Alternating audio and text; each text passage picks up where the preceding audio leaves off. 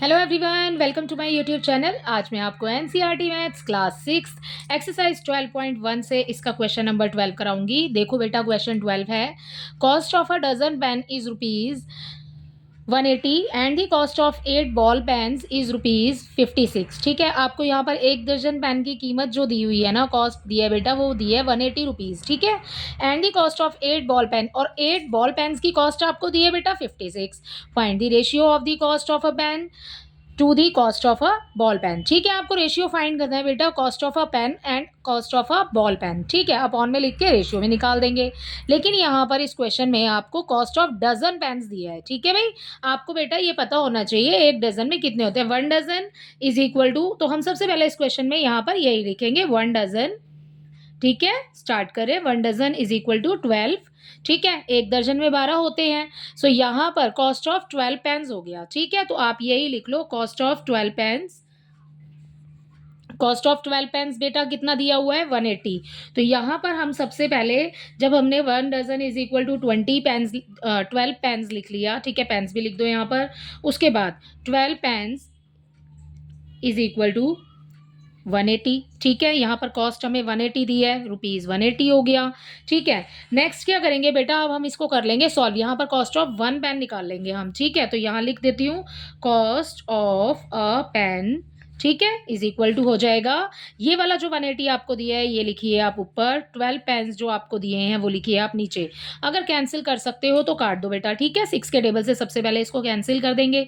ठीक है, 6 2 ज़ा 12, 6 3 ज़ा 18। ठीक है, 0 आ गया इसके साथ में। ठीक है ना, वैसे तो हम इसको 12 के टेबल से भी कैंसिल कर सकते थे, बट आप 6 से कर लो। ओके, 2 1 ज़ा 2 हो जाएगा बेटा नीचे, एंड 30 जो ऊपर है ये हो गया 2 1 ज़ा 2। आगे जो 1 बचा वो शिफ्ट कर देंगे आगे। ठीक है, 0 के पास 10 हो जाएगा, 2 5 ज़ा 10। सो यहाँ पर हमें कॉस्ट ऑफ अ पेन मिल जाएगी बेटा 15। ठीक है, सो ये हो गया हमारा ₹15 कॉस्ट ऑफ अ पेन। ठीक है, जो आपको दर्जन में दिया था यहाँ पर। नेक्स्ट देखिए आगे जो कर रहे हैं वो है cost of 8 ball pens is equal to 56 rupees. ठीक है, तो यहाँ पर लिखेंगे, यहाँ पर cost of a ball pen. ठीक है, बॉल लिखेंगे, बॉल पेन।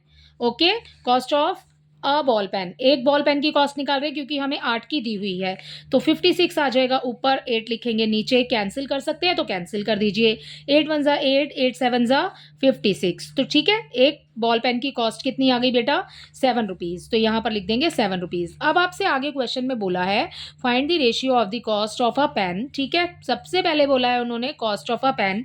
सो हम यहाँ पर रेशियो में लिखने के लिए यहाँ लिख देंगे कॉस्ट ऑफ अ पेन। ठीक है, अपॉन का साइन डालेंगे। ठीक है, उसके बाद लिखेंगे the cost of a ball pen. यहाँ पर जो क्वेश्चन में आपको दिया है तो आप लिख देंगे cost of a ball pen. ठीक है, तो लिखा cost of a ball pen. Right, cost of a pen हमने कितनी निकाली है बेटा, एक पेन की कॉस्ट 15 रुपीज़, तो 15 आ जाएगा ऊपर। Cost of a ball pen, ball pen की कॉस्ट कितनी आई, 7 रुपीज़, तो ये आ गया 7 नीचे। अब देखो भाई, कैंसिल हो सकता है, नहीं हो रहा, क्योंकि दोनों ही जो है टेबल, एक तो ऑड नंबर है और बेटा प्राइम नंबर है 7। ठीक है, तो वो किसी टेबल में नहीं आएगा, तो एक ही सेम टेबल में नंबर नहीं आ रहे हैं, इसलिए हम इसको कैंसिल नहीं कर सकते। तो हमारा आंसर 15/7 हो जाएगा। बट हमें अपॉन में नहीं बताना, हमें रेशियो में बताना है, तो ये हो जाएगा 15/7। ठीक है, इसी के साथ आपका क्वेश्चन नंबर 12 कंप्लीट होता है। आई होप ये क्वेश्चन 12 आपको अच्छे से समझ आया होगा। देखते हैं आप इसका क्वेश्चन नंबर 13। ठीक है, क्वेश्चन नंबर 13 है, कंसीडर दी स्टेटमेंट। आपको स्टेटमेंट को समझना है सबसे पहले।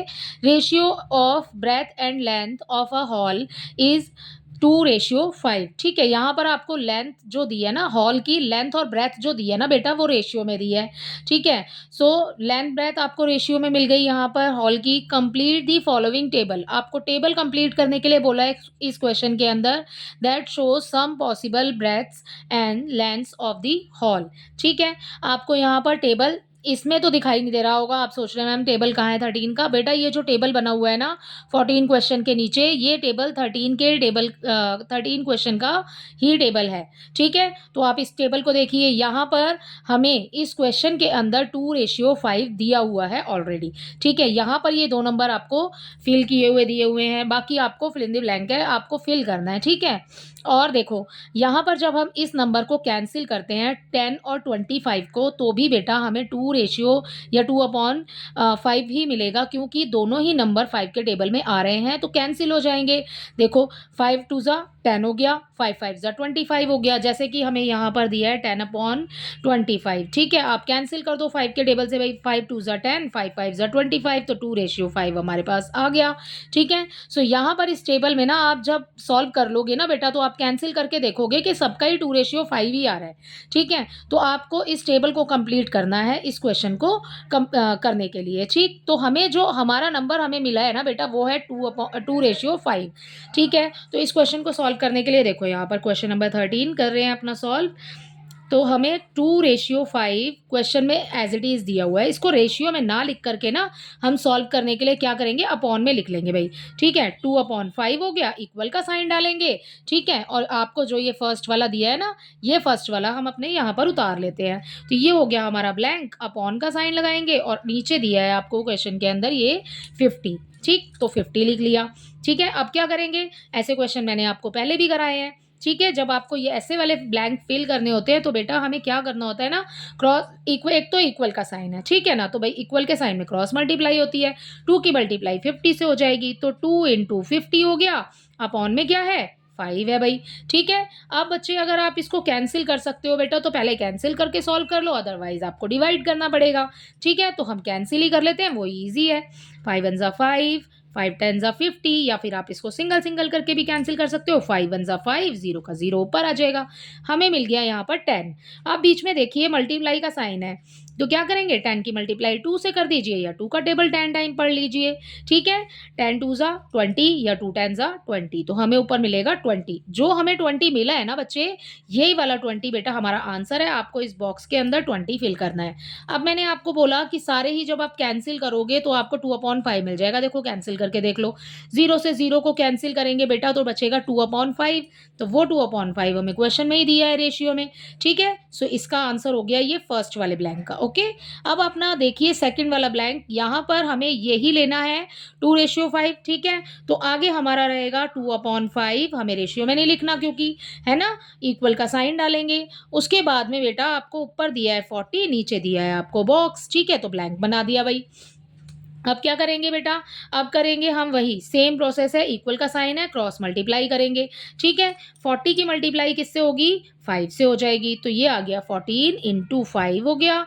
नीचे आपको ये वाला जो 12 है, इसमें तो बॉक्स है, मल्टीप्लाई करेंगे किससे, किसी से भी नहीं, क्योंकि इसको सॉल्व करना है हमें, तो ये वाला जो 2 है ये आ जाएगा आपका नीचे। अब कैंसिल कर सकते हो तो कैंसिल कर दीजिए, 2 1 ज़ा 2 हो गया, 2 2 ज़ा 4 हो गया, ओके? 0 का 0 एज इट इज इसके साथ लगा देंगे, ठीक है? अब क्या करेंगे, अब पढ़ेंगे हम 5 का टेबल कितनी बार, 2 बार, ठीक है?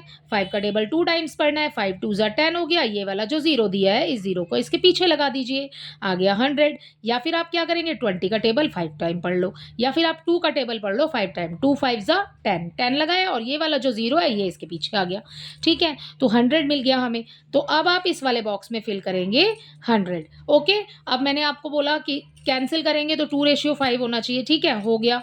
कैसे हो जाएगा, देखो 0 से 0 अगर कैंसिल करते हैं, 2 2 ज़ा 4 हो जाएगा, 2 5 ज़ा 10 हो जाएगा। हमें कैंसिल नहीं करना, मैंने सिर्फ आपको बताया है कि सेम ही आंसर आएगा 2:5। इसी के साथ आपका क्वेश्चन नंबर 3 भी कंप्लीट 13 भी कंप्लीट होता है। आई होप इसका क्वेश्चन नंबर 13 और इसका क्वेश्चन नंबर 12 दोनों ही आपको अच्छे से समझ आए होंगे।